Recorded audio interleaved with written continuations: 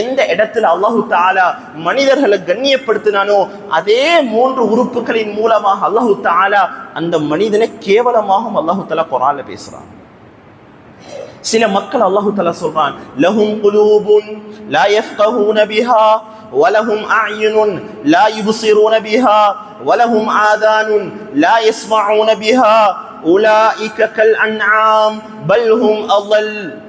அல்லாஹ் சொல்றான், சில மக்களுக்கு நாங்க உள்ளத்தை கொடுத்திருக்கிறோம். சில மக்களுக்கு நாங்க உள்ளத்தை கொடுத்திருக்கிறோம். எல்லாருக்கும் உள்ளம் இருக்குது, ஆனா அந்த உள்ளத்தை கொண்டு நல்லதை சிந்திக்க மாட்டாங்க. பாலடைஞ்சு போன உள்ளமாக இருக்கும்.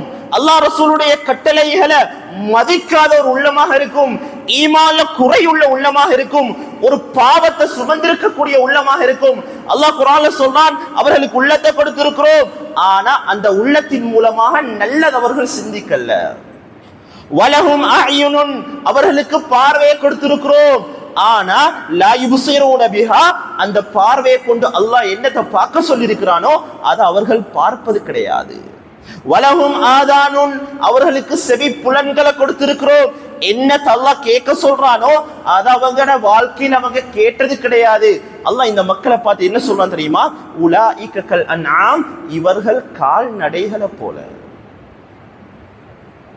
இந்த இடத்துல அல்லாஹு தஆலா உலகத்துல கோடான கோடி படைப்பினங்களை விடவும் கண்ணியப்படுத்தி வச்சிருக்கிறானோ, உயர்ந்தவர்களாக ஆக்கியிருக்கிறானோ, அதே குர்ஆன்ல அல்லாஹு தஆலா சொல்றான், எந்த உறுப்புகளின் மூலமாக என்ன செயல் நடக்கணுமோ அந்த செயல் நடக்க இல்லைண்டா நீங்க மனுஷ ஜாதியில உங்களை சேர்க்கறதுக்கே இயலாது.